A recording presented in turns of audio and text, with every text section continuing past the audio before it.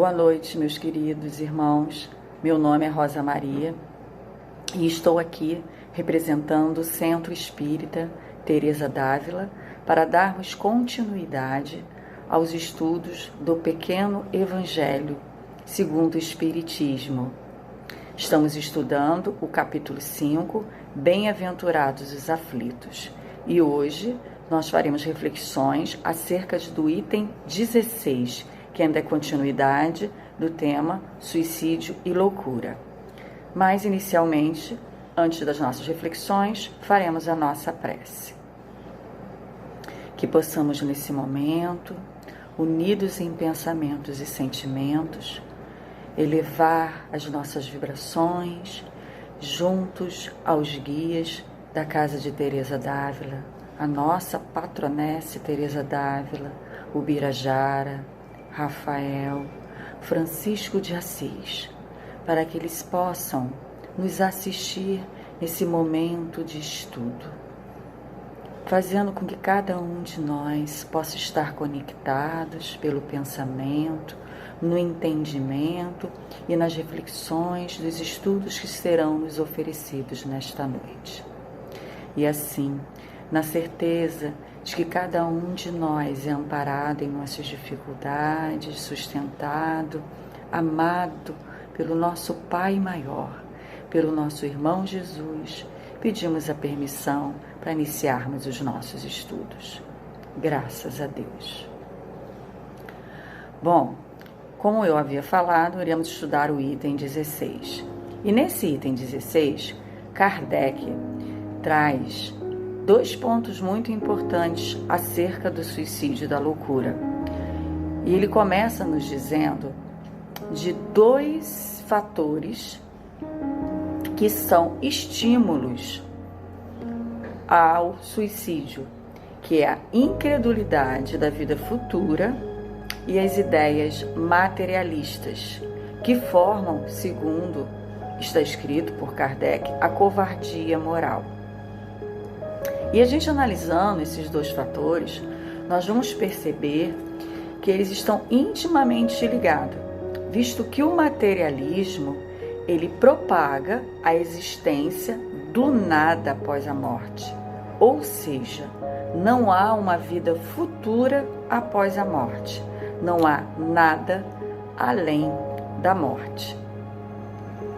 E essas ideias, segundo Kardec, no Evangelho, do item 16, são homens da ciência que eles se apoiam na autoridade do seu saber, né, achando, né, que são autoridades, e propagam essas ideias, levando então a um raciocínio a esses irmãos infelizes que enfrentam gêneros de vida muito difíceis, muito comprometidos, a uma conclusão muito equivocada de que, se não há nada após a morte, por que eu continuarei sofrendo nessa vida?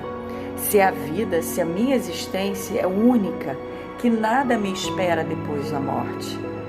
Então há uma indução, né, indireta através da propagação dessas ideias. E vejamos que quando a gente se aprofunda e pensa na incredulidade, né? Por que a incredulidade? Seria a incredulidade uma aprovação? É uma questão que está lá no livro Consolador. E Emmanuel nos responde que, na verdade, a incredulidade, o ateísmo absoluto, ele não existe, né? Ele é apenas um jogo de palavras nas teorias do mundo.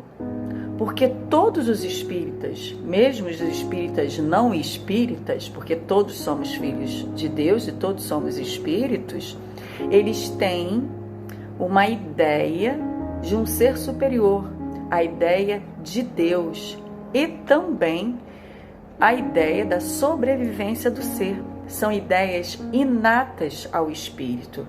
E por que essas ideias que já são inatas não são percebidas muitas vezes pela consciência desses irmãos que defendem o materialismo? Exatamente porque o materialismo né, essa sabedoria, esse orgulho de achar que só pode compreender, né, aquilo que é material, abafa, né, esconde, deixa lá no íntimozinho, mas é como ele diz, está no nosso íntimo, essa ideia de Deus e da sobrevivência do ser. Joana, em um dos livros dela, né, que chama-se Vida, Desafios e Soluções, ela diz que a ilusão de que a vida física é o todo, é a proposta essencial e única do existir, crer nessa ilusão de que tudo é duradouro cria um choque com a realidade, gera conflitos íntimos em nós, dor, desencanto, desfalecimento dos nossos ideais. E por que há esse choque? Porque há uma fragilidade estrutural na matéria. Os fenômenos, né, as transformações no mundo material, elas são incessantes. Há a própria força da transitoriedade da matéria prova isso, né? Há toda uma mudança, há o progresso material no mundo. Então ele não é duradouro, ele não é eterno, ele não é único, ele é transitório. E esses homens, né, Kardec vem dizendo pra gente que os homens da ciência, né, que defendem, que propagam essas ideias materialistas, ele até chama de apóstolos do materialismo, né, e apóstolos são aqueles que levam a palavra, eles validam, como eu já disse antes, e induzem esses infelizes, muitas vezes, a se matarem, de acordo com essa lógica equivocada da realidade da vida. E será que esses homens que propagam, esses apóstolos do materialismo, têm alguma responsabilidade junto aos nossos irmãos que cometem equivocadamente a morte, né? Ceifam as suas vidas? Meus irmãos, Kardec diz que eles têm uma terrível responsabilidade diante da lei divina. E nós encontramos no Livro dos Espíritos uma questão onde Kardec exatamente faz essa pergunta, né? Se eles têm responsabilidade sobre esses irmãos que chegam a cometer esse equívoco do suicídio. E na resposta os Espíritos dizem que eles têm sim, novamente, né, reafirma, grande responsabilidade.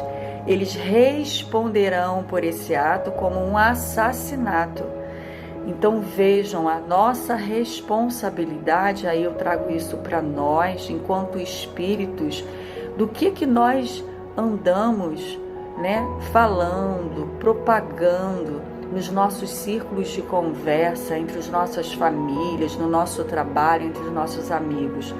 Nós não somos apóstolos do materialismo, vamos dizer assim, total, mas quantas vezes em vigilante nos nossos pensamentos nós não falamos expressões do tipo, não é possível as coisas estarem desse jeito.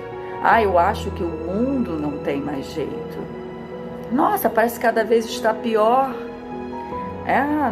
Não sei não, só Deus mesmo para resolver isso. Isso são palavras de estímulo? Muitas vezes não. Ou posso dizer, não são palavras de estímulos. Diante, às vezes, de irmãos que estão no nosso círculo de convivência e que atravessam várias aflições, vicissitudes e problemas na vida. Então, nós precisamos também sermos instrumentos de confiança, de otimismo, visto que somos espíritas e estudamos a doutrina dos espíritos.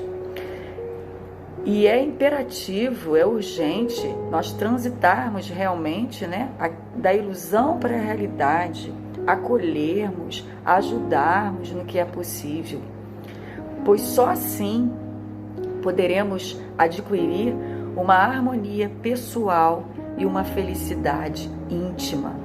E óbvio, como é que isso pode acontecer? Como transitar dessa ilusão para a realidade? como compreender o gênero de vida, como compreender a vida na sua essência.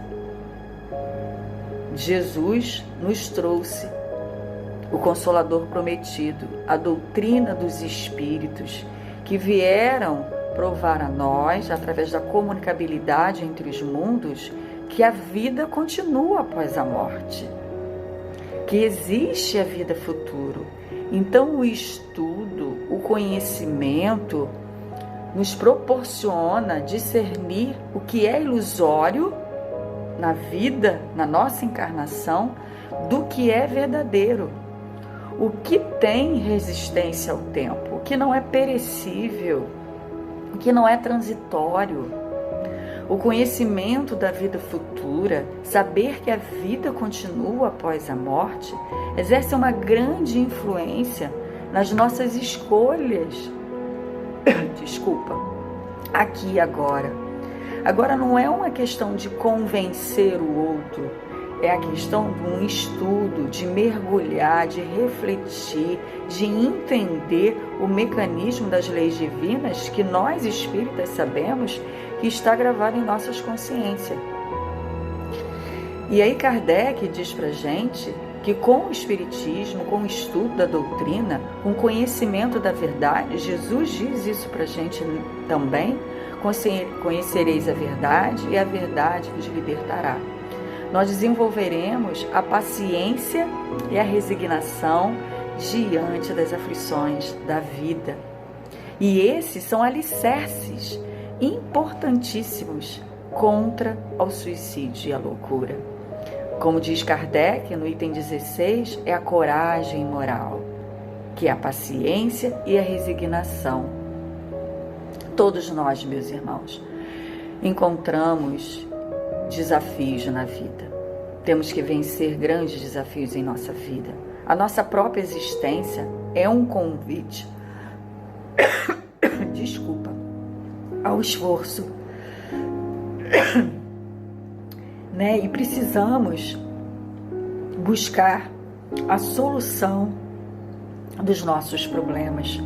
E muitas vezes achamos que as soluções estão no externo, mas não. Precisamos ir no âmago das questões, resolver na fonte. E isso só acontece quando nós olhamos para dentro de nós, quando nós buscamos o autoconhecimento, a autoeducação, o autoamor, o autoperdão, para que nós possamos compreender a nós mesmos, compreendermos o mecanismo da vida, das leis. E para fazer esse movimento, eu não tenho como não lembrar de Leon Denis, que nos fala que precisamos acionar a maior potência que nós temos em nós, que é a potência da vontade.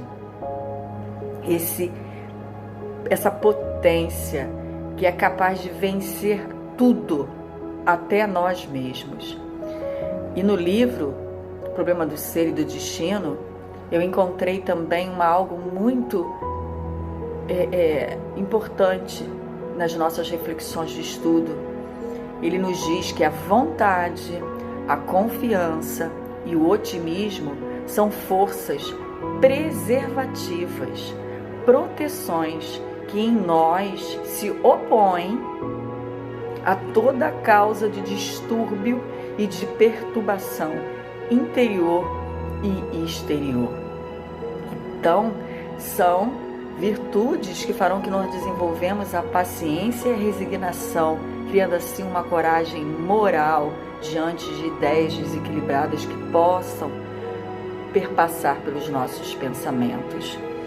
E refletindo as palavras de Teresa no Livro da Vida, compreendemos com o que ela nos diz que a comunhão que ela fala com Deus acontece no conhecimento e no entendimento das suas leis, ou seja, no estudo, pois nos ocupamos demasiadamente, muitas vezes perdemos tempo, nos perdemos na nossa encarnação, ocupando nosso pensamento, nossas forças demasiadamente nos bens materiais e esquecemos o verdadeiro propósito de nossas encarnações. Então precisamos despertar nossas consciências e nos conectar com a nossa verdadeira essência, que é a essência divina e espiritual. E aí, para terminar os nossos estudos, eu deixo uma palavra da nossa querida Teresa d'Ávila, que diz que não deixe de caminhar, mesmo que tarde, afinal chega. Para mim, perder o caminho é abandonar a oração, ou seja, a conexão com Deus, com o nosso Pai maior. Façamos então a nossa prece de encerramento. Querido Deus, estamos aqui com os nossos corações jubilosos de gratidão por esse momento de estudo do Evangelho. Que possamos sair desse estudo mais fortes, convictos de que somos filhos amados do nosso Pai e que tudo foi planejado para que a nossa encarnação tenha sucesso. Então, estejamos atentos aos nossos estudos, estejamos atentos aos sinais e aos recursos que nos são oferecidos, para que saiamos dessa caminhada com certeza vitoriosos. E assim, na certeza de que os benfeitores da casa de Teresa d'Ávila, a nossa querida Teresa d'Ávila, Jesus e o nosso Pai Maior, nos ama, nos sustenta e nos ampara. Pedimos a permissão para encerrar os nossos estudos da noite de hoje. Graças a Deus. Segundo Encontro Espírita com Teresa d'Ávila. Tema: Teresa d'Ávila e a Paciência Ativa. Dia 11 de outubro de 2020, de 9 às 12, via YouTube.